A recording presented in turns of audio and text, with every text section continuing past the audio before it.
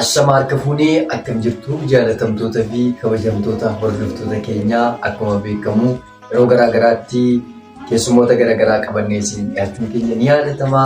Har'as immoo akkuma argitan kabajamaaf jaalatamaa tiiktookara yeroo baay'ee karaa sooshaal miidiyaa qaxalee keessan jechuun beekamu mucaa Siikoo Mandoo qabannee isinii dhiyaanne hamma xumuraatti qophiin keessan nu faana haa ta'u jechaa isa faana gaaffii deebii wal faana taasisan jechuudha. Mee jalqabaa maqaa kee eenyudha? Maqaa keenya. Tole kaarfaadhu kabajamii qophii keetii irratti keessumaa qophii keetii nagootiin simachuu keetii footaadhu jechuun barbaada. Guutummaan guutuutti karaa sooshaal miidiyaa karaa tiiktookii niif mucaa Siikoo Mandoo jedhamuun beekama. Yuutuubii qabdu TV jedhamus qaba. Kanaan beekama jechuudha uummata koo biratti. Dhugaadha beekamaadha. Akkuma beekamu hordoftoonni keenya hordofaa jiru. Mee tiiktookii yeroo baay'ee waan gaarii hojjetta. Waan gaariidhaan sooshaal miidiyaa kana irratti beekna warri yeroo baay'ee viidiyoo kee hordofnu. Viidiyoo kee garuu vaayiraaliin ba'u. Sababni isaa maalidha jettee yaadda? Eeyyeen dhugaadha.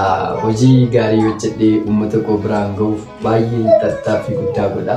Garuu viidiyoon koo vaayiraaliin ba'u viyuu guddaan qabu jechuudha. Karaa yuutuubii isaa ta'u karaa tiiktookii viyuu guddaan qabu laayikis hin qabu jechuudha. Dhugaa baay'ee natti dhaga'amaa fi yeroo murantu jira jechuudha. Viidiyoon kun vaayiraalii ba'uu didee dhugaa natti dhaga'ama jechuudha. Maarreenaa fi mee furmaan isaa maalidha jettee yaadda?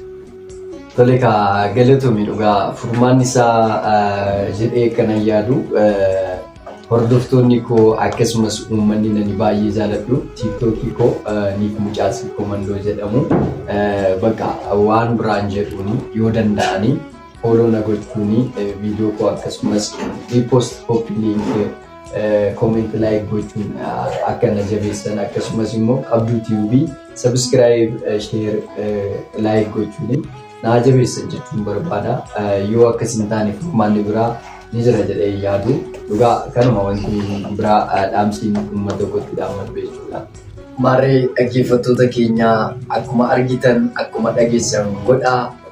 Qophiin keenya har'a qabannee isinii dhiyaanne asumarratti xumuraa. Yeroo biraa immoo qophii biraatiin hamma walitti deebinutti nagaan nu turaa jennaa. Thank you.